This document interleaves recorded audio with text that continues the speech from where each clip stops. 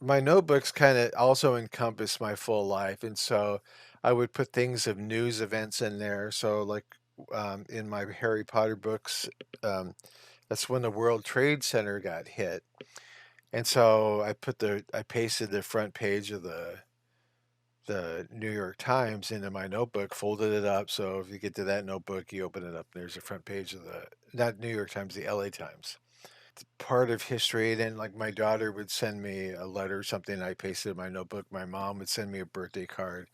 I'd paste that in my notebooks. I got a copy of the Harry Potter wrap party ticket.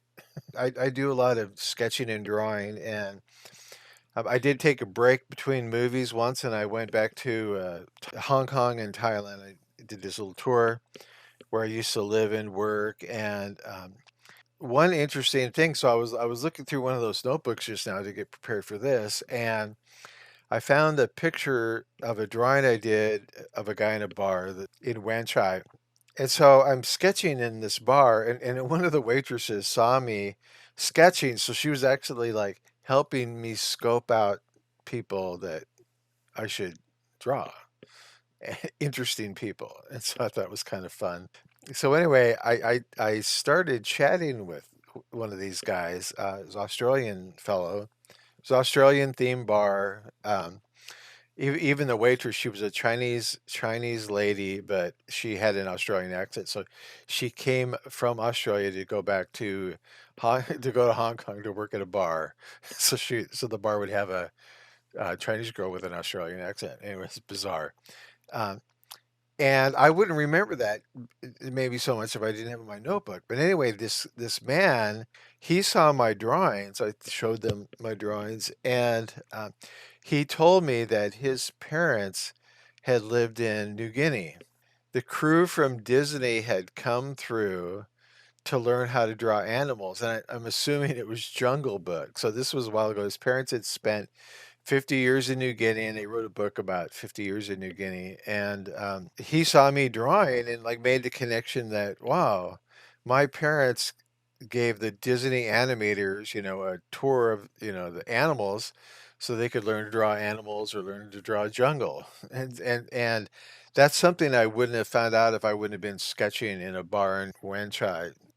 The notebooks are, like for me, they're a combination it's mostly just work stuff, but it's speckled with all this, slices of life, funny email that somebody sent out, and I printed it out and pasted that in.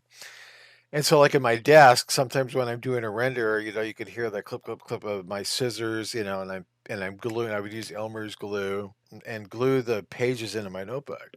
And so a notebook might be like a half inch or 3/8 of an inch thick when I get it, and it's like a 2 inches thick when I'm done with it because it's all the pasted stuff in it.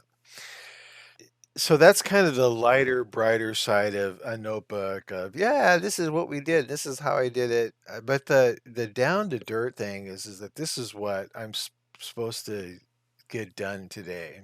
And that's really the most important part because I remember, like, I would take notes in dailies diligently and my notes, and even like when I worked at Sony, they had a nice screening room there and really dark. So Sony gave everybody notebooks, and they gave everybody light pens. And so the pen would glow so you could see what you were writing. And they were like, please take notes. And I was already a note-taking fan, and I'm like, why would nobody take notes? If I get this free light pen, hooray. When I would go back to my desk, I remember a Digital Domain one day in particular that some guys were talking about what they were supposed to do when they got out of dailies. And they were going to do the exact opposite thing of what they were told to do. Something very wrong.